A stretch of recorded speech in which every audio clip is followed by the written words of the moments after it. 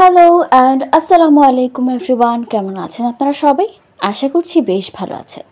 আজকের যে রেসিপিটা আমি আপনাদের সাথে শেয়ার করব, এটা মূলত অনেকদিন আগে বানানো হয়েছিল, বাট সময়ের কারণে শেয়ার করা হয়ে ওঠেনি। এটা হচ্ছে বিফ চাপ। একদম ইজি রেসিপি, হাতের কাছে যে উপকরণগুলো থাকবে তা দিয়ে বানানো হয়েছে। তো চলুন আজকের রেসিপি শুরু করা যাক। এখানে হচ্ছে বিফ নিয়ে নেওয়া হয়েছিল, যেটা মেন ইনগ্রিডিয়েন্ট, সেটাই ভালো করে ধুয়ে একদম পাতলা করে কেটে নেওয়া হয়েছে। যেহেতু এটা বিফ, হতে একটু টাইম লাগবে, প্লাস একটুখানি অন্যরকম, লাইক চিকেন থেকে একটুখানি আলাদা। চিকেন যেরকম তাড়াতাড়ি হয়ে যায়, এটা কিন্তু তাড়াতাড়ি হয় না, তাই একদম পাতলা করে পিস করতে হবে। চিকেনের যখন চাপ বানানো হয় সেটা কিন্তু জাস্ট একটুখানি প্রসেসে করে রাখলেই কিন্তু ইজিলি হয়ে যায়, আর খাওয়া যত বেশি গন্ধও লাগে না। কিন্তু বিফটা কিন্তু অন্যরকম। যাই হোক, এখানে পাতলা পিস করে কাটা হয়েছে, আর মাঝখান দিয়ে একটুখানি এখানে কেচে নেওয়া হচ্ছে ছুরি দিয়ে। আপনারা চাইলে এটা কাঁটা চামচ দিয়ে করতে পারেন, কিংবা এক ধরনের মাংস বিট করার জিনিস পাওয়া যায়, সেটা দিয়েও করতে পারেন, কোনো সমস্যা নেই।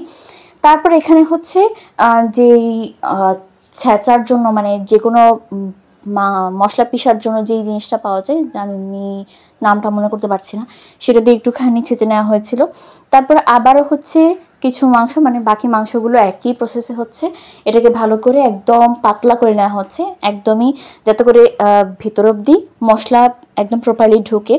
আপনারা চাইলে আপনাদের নিজস্ব কোনো ওয়ে থাকলে, কোনো প্রসেস থাকলে সেটা অ্যাপ্লাই করতে পারেন, কোনো সমস্যা নেই। জাস্ট মাংসটার ভেতর অবধি যেন মশলা যায় এমনভাবে কিন্তু মাংসটাকে কাছে থাকতেই প্রিপেয়ার করতে হবে, নয়তো কিন্তু যতই মশলা দেন সেটা ভেতর অবধি যাবে না। আর সবচেয়ে বড় কথা হচ্ছে এটা কিন্তু বিফ, তাই বুঝে শুনে কিন্তু এটা প্রসেস করতে হবে। তো এখানে হচ্ছে প্রায় সবগুলো মাংসই আমাদের রেডি হয়ে যাচ্ছে, আগে হচ্ছে রেডি করা হচ্ছে। তো যাই হোক, এখানে হচ্ছে আমাদের মাংস প্রিপেয়ার হয়ে গেছে। এবার মশলা মাখানোর পালা। প্রথমে হচ্ছে লবণ দিয়ে নেওয়া হয়েছে, তারপর একটুখানি হলুদের গুঁড়ো, তারপর মরিচের গুঁড়ো, মানে বেসিক যে মশলাগুলো হাতের কাছে থাকে, যেমন গোলমরিচের গুঁড়ো, তারপর জিরা গুঁড়ো, ধনিয়া গুঁড়ো, গরম মশলার গুঁড়ো, আদা বাটা, রসুন বাটা, এই বেসিক মশলাগুলো দিয়ে কিন্তু মূলত মাখানো হয়েছে। সবগুলো যেহেতু একটু এক এক করে দেওয়া হয়েছে, তাই আমি একেবারেই বলে দিয়েছি। এখানে সব কিছুই হচ্ছে পরিমাণ মতো দিয়ে তারপর এটাকে একদম প্রপারলি মাখিয়ে নিতে হবে। আর হ্যাঁ, আরেকটা জিনিসও লাস্টে অ্যাড করা হয়েছিল, সেটা হচ্ছে লেবুর রস। লেবুর রসটা দেওয়ার কারণ হচ্ছে এতে কিন্তু যে একটা আষ্টে গন্ধ থাকে মাংসের মধ্যে থেকে, মানে একটা গন্ধ যে সবসময় বের হয়, সেটা কিন্তু থাকবে না। আপনারা চাইলে একটু বাড়িয়ে নিতে পারেন, কোনো সমস্যা নেই। তো এখানে হচ্ছে এক স্লাইস লেবুর রস দিয়ে নেওয়া হয়েছে। এবার এটাকে মাখিয়ে নেওয়ার পালা। প্রপারলি কিন্তু ম্যারিনেশনটা করতে হবে। ম্যারিনেট যত ভালো করে করবেন তত ভালো করে কিন্তু যে কোনো খাবারই হোক খুব টেস্ট হবে, খুব সুন্দর হবে খেতে। এখানে হচ্ছে যেহেতু চাপ বানানো হচ্ছে, তাই ম্যারিনেশনটা সবচেয়ে বেশি গুরুত্বপূর্ণ। যত ভালো করে ম্যারিনেট করবেন তত ভালো কিন্তু মশলা হচ্ছে মাংসের ভিতরে যাবে, আর চাপটাও খেতে অনেক বেশি মজা হবে, মানে মাংসের চাপটা খেতে অনেক মজা হবে। তো এখানে ভালো করে হচ্ছে ম্যারিনেট করে নেওয়া হচ্ছে, খুব প্রপারলি, খুব সময় নিয়ে, একটুখানি সময় নিয়ে করার চেষ্টা করবেন। আর ম্যারিনেট করে এটা একটু রাখারও চেষ্টা করবেন, 1 থেকে 2 ঘন্টার মতো রাখলে খুব বেশি ভালো হয়। তো এখানে কিন্তু আমাদের ম্যারিনেট হয়ে গেছে, এটা একটুখানি রেস্টে রাখা হয়েছে। 8 ঘন্টার মতো এটা কিন্তু রেস্টে রাখা হয়েছে প্রথমে, মানে প্রথম ধাপে হচ্ছে 8 ঘন্টার মতো রাখা হয়েছে। তারপর এবার এটার মধ্যে ময়দা দিয়ে দেওয়া হয়েছে, মানে ময়দা দিয়ে তারপর এটাকে কিন্তু ভালো করে মাখিয়ে নিতে হবে। আপনারা আটা বা ময়দা যে কোনো একটা ইউজ করতে পারেন, সমস্যা নেই, অথবা চাইলে বেসন ইউজ করতে পারেন, তবে এর বদলে ময়দাটা ইউজ করে খুব ভালো হয়।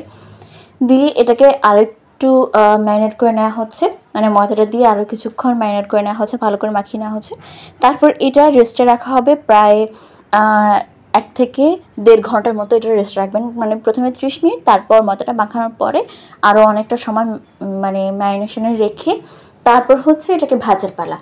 একটা কড়াইয়ের মধ্যে তেল দিয়ে তারপর এক এক করে কিন্তু সবগুলো স্লাইস এখানে দিয়ে নেওয়া হচ্ছে। প্রথমে একটাই দেওয়া হয়েছিল, তারপর হচ্ছে সেটা তুলে বাকিগুলো কিন্তু এক এক করে দিয়ে নেওয়া হয়েছে।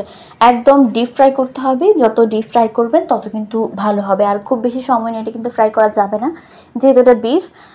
ডিপ ফ্রাই করার পর কিন্তু খুব বেশি সময় নেওয়া যাবে না, এতে করে কিন্তু একদম শক্ত হয়ে যাবে, পরে খেতে একদমই ভালো লাগবে না। তো যাই হোক, এখানে হচ্ছে এক এক করে সবগুলো দিয়ে নেওয়া হয়েছে। তুলে আবার দেওয়া হচ্ছে, মানে এক একবারে বেশ 2-3 বারে হচ্ছে এগুলোকে ভাজা হচ্ছে। যেহেতু পিসগুলো একটুখানি বড়, মানে স্লাইসগুলো একটুখানি বড়, তাই সবগুলো একত্রে দেওয়া কোনোভাবেই সম্ভব না, তাই কিন্তু এক এক করে দিয়ে এখানে ভেজে নেওয়া হচ্ছে। তো এটা ডিপ ফ্রাই করার পর মানে প্রত্যেকটা পিঠ কিন্তু প্রায় 30 থেকে 40 সেকেন্ড কিংবা 1 মিনিট অবধি রেখে তারপর এটাকে ডিপ ফ্রাই করতে হবে। আর আরেকটা ব্যাপার হচ্ছে, চুলার আঁচ কিন্তু বাড়িয়ে রাখা যাবে না, মিডিয়াম টু লো হিটে রাখতে হবে, নয়তো কিন্তু পুড়ে যাবে উপরের মশলাগুলো, আর ভেতরটা একদমই খেতে মজা হবে না। তো এই তো আমাদের বিফ চাপ একদমই রেডি। আর যদিও ক্যামেরাতে এটাকে দেখতে একটুখানি কালো কালো লাগছে, কিন্তু এটা একদমই কালো না, এটা একদম নর্মাল, মানে ডিপ ফ্রাই করলে যেমন কালার হয় তেমনই। আর এটা খেতে কিন্তু অনেক বেশি মজা হয়েছিল। এটাকে খাওয়ার জন্য হচ্ছে সাথে বাহির থেকে হচ্ছে পরোটা আনা হয়েছিল। পরোটা আপনারা চাইলে তান্দুরি কিংবা তন্দুল রুটি দিয়ে কিন্তু এটা খেতে পারেন, মানে নান রুটি দিয়েও খেতে পারেন, খেতে অনেক বেশি মজা হয় আর কি। তো আমাদের হচ্ছে পরোটা দিয়ে এটাকে সার্ভ করা হয়েছিল, অনেক বেশি মজা ছিল এই কম্বিনেশনটা, প্লাস হচ্ছে এই বিফ চাপটা। তো কেমন লাগলো আমাদের আজকের রেসিপি অবশ্যই কমেন্ট করে জানাবেন। ভালো লেগে থাকলে লাইক, কমেন্ট অ্যান্ড শেয়ার করতে ভুলবেন না। আজকের মতো এ পর্যন্তই। টাটা, বাই বাই, আল্লাহ হাফিজ।